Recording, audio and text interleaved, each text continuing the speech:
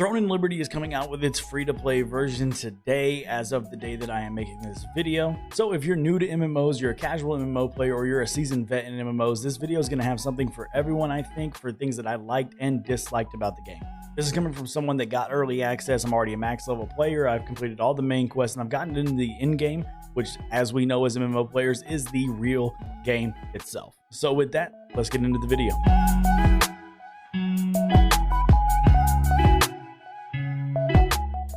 First and foremost, if this is your first time on the channel, make sure you like the video and hit subscribe if you want to see more reviews, or if you want to see more content on Throne and Liberty itself, if you're interested in the game and you'd like to see more. As we all know as MMO players, there are good and bad things with mostly any MMO. But before we step into the bad, which I'm sure all of you are ready to hear, let's talk about some of the things that this game did well. First and foremost, let's talk about the thing that every MMO has, and that's the initial grind. As MMO players, we are not actually interested in the main quest. We want to get it done with, we want to get it over. We want to get to the actual game, which is actually the end game. This is where you're going to run into dungeons, raids with your guild, and things of that nature, and better loot. So basically everything that comes before this end game portion just really feels like work for the most part. It's the work that you have to kind of put in before you can actually unlock the actual game that you want to play. But luckily for us, the pacing of the main story quest did not feel boring. It didn't feel tiresome at all. I can actually say that through the main quest, I actually stayed engaged the entire time, and this actually probably has something to do with a couple of other things that this game did very well. The first of one of those two things would be the class system itself. If you followed the game at all, then you will know that the class system that we have here in Throne and Liberty actually revolves around weapons themselves rather than character classes, meaning that whatever weapon you pick up has its own moveset, and you can change those dynamically at any time in the game whatsoever. This will keep you engaged, as it did me, because you're picking up new weapons as you go through the game and figuring out what you want to play with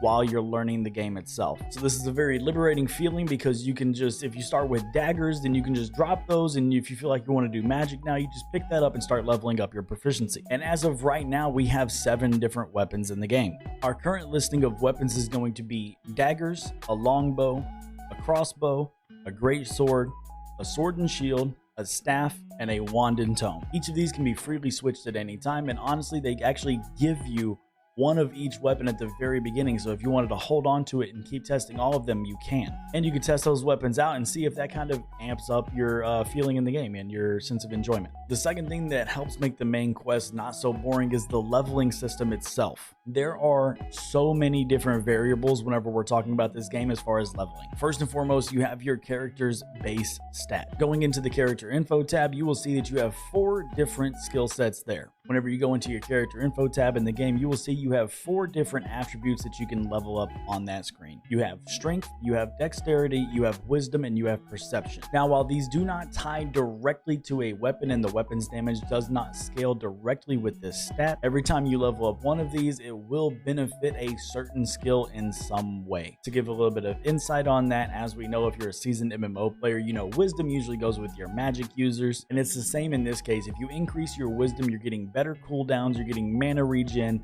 and things that kind of support that staff or wand and tome playstyle. So make sure you're looking at these stats before you get too far into it, and increase the right base stat based on what you're doing with your build. And that's just the first part of leveling. Apart from that, you can actually upgrade the individual weapon proficiency itself. As you go through the game, especially whenever you start the dungeons, you're going to notice that you start getting skill levels in these proficiencies. Upgrading those will increase certain things that you can do with those weapons.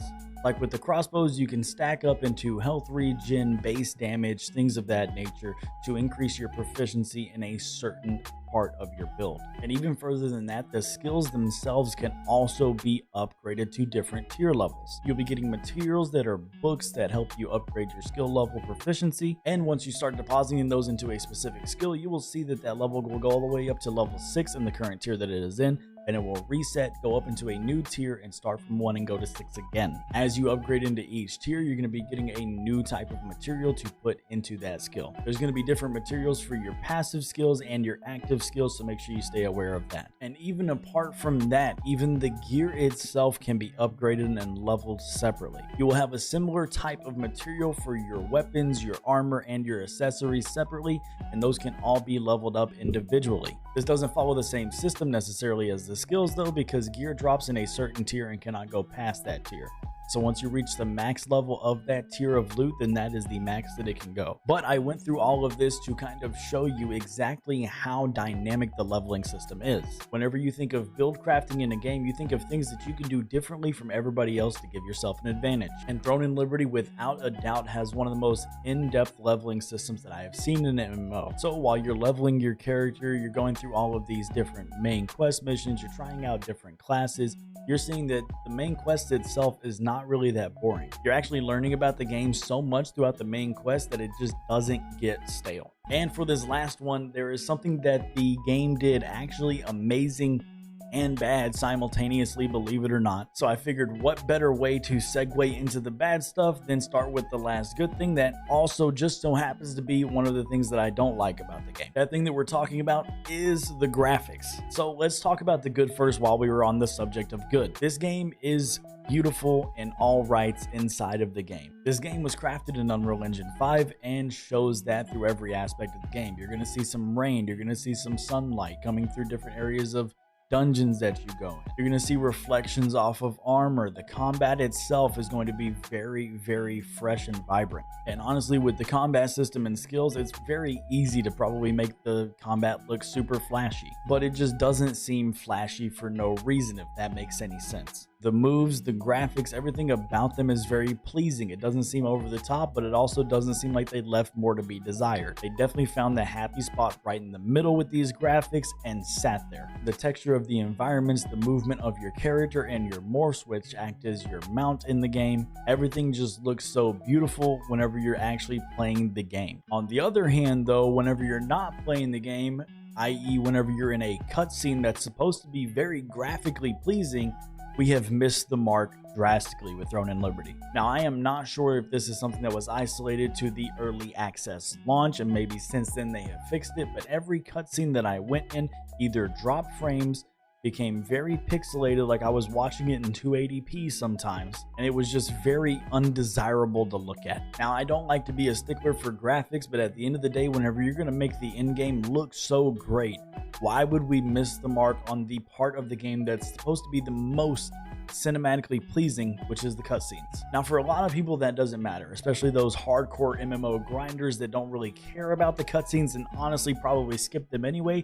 But for people like me that like to sit there and enjoy their experience and watch those cutscenes and see that cinematic ability of the game, it was very, very displeasing to see that I didn't get that opportunity. Hopefully later on down the road, they kind of fix this by releasing some patches, some updates, and I can go back and I can maybe play the main quest again later on down the road whenever I have time and kind of get that experience again. But at the end of the day, let me not make everybody feel like this is just a terribly graphical game. The graphics inside of the game are amazing. The character design is beautiful. The in-game graphics themselves are probably some of the best I have seen in a MMO, in my opinion, ever. And while we're on the topic of character design and how good it looks, they also did another major boo-boo. Every MMO player loves their character design. And I'm not saying the NPCs in the game, I'm talking about your very own character creation and customization. And there is one thing that they did dirty to every MMO degenerate out there. They gave us no sliders in the right spots. For those of you that do not know what I'm saying, you cannot make anybody's assets seem extreme, and most MMO player degenerates just love doing that. I don't know why, I don't know how. I love my wife, but I still do it. You know what I'm saying? It's just there, and it's something that people just enjoy doing.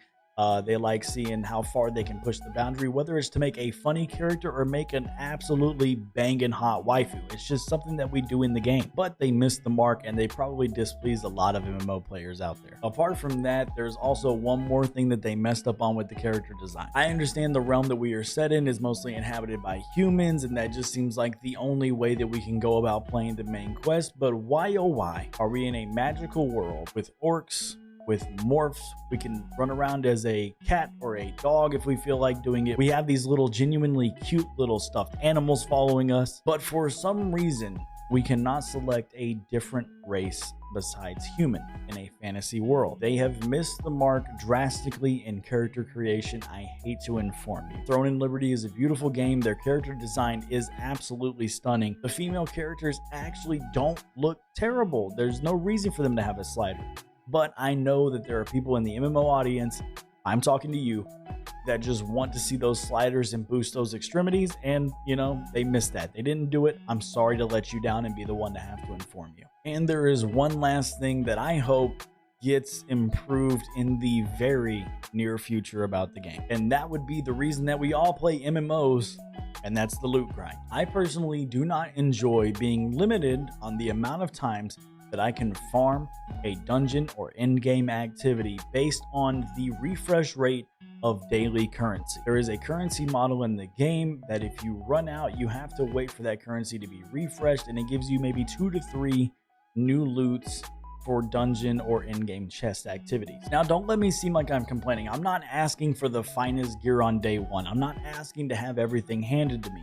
I'm not asking to be able to just grind this thing endlessly and be done with it in a day. But at the very least, would it be too much to ask for a full set of purple armor by the time that I end the main story quest? Whether or not it is the best armor that I have seen in the game or just a very, very base set, I don't really care. But I feel like it should be not too much to ask to at least feel like I am kitted correctly by the time I finish the main quest and I start playing the actual end game. Me personally, as soon as I finish the main quest, I would have spent time grinding the game endlessly to find my favorite purple gear that I wanted so I could look and feel awesome in the game. They kind of made me hit a red light whenever I ran out of currency, and now I'm just waiting around for some other activities that could be fun. Luckily, they do kind of supplement this with some weekly quests and some other activities you can do, but at the end of the day, if there's a specific direction I want to go, I don't want to be limited on how many times I can do it. So please, oh please, do not lock your dungeons behind a time-gated in-game currency, or at the very least, give us plenty of that currency so that we can farm that thing maybe 10 times a day. So there are good things, there are bad things that still need some fine tuning, but at the end of the day, this game is amazing. But let's take these final moments to go over something that I know that you all have heard, if you've heard the news on Throne and Liberty and you've heard anything about it, and that is the pay to win aspect. Let me be the first to tell you, if nobody's already told you, there is pay to win in the game. But don't let that scare you off. This pay to win is here to help the grinders and the swipers alike. Let me explain. Of course, your grinders are going to have all of this gear that the people want. This gear can be sold in the in-game marketplace for in real life currency, IRL money. So people can swipe their card and get the best gear possible day one. But let's take a step back and figure out what that means for the grinders as well. If you are somebody that grinds a lot and has all of this coveted loot that is readily available for everybody that might want it, then what does that mean for you? There are players that are swiping their cards, getting the IRL currency in the game, and giving that to you so that you can buy cosmetics, battle passes, other things that you might want to not spend actual money on, and you can fund yourself from the game itself. So while there is pay to win, it absolutely benefits everybody, and it doesn't even give the pay to winners that much of an advantage to start with. And at the end of the day, this is a free to play game. Why not give the people that want to spend money on it the availability to?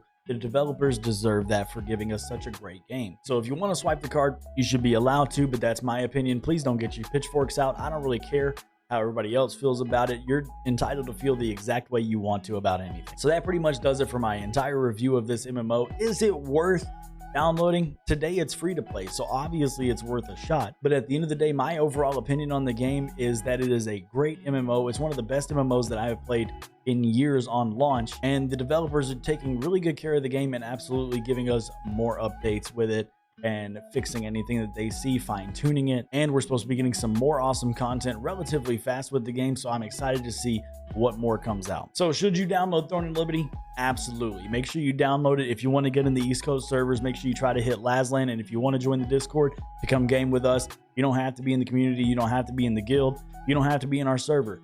Just come join the Discord, come talk about the game, and have some fun with us. That does it for this review. We'll see you in the next one.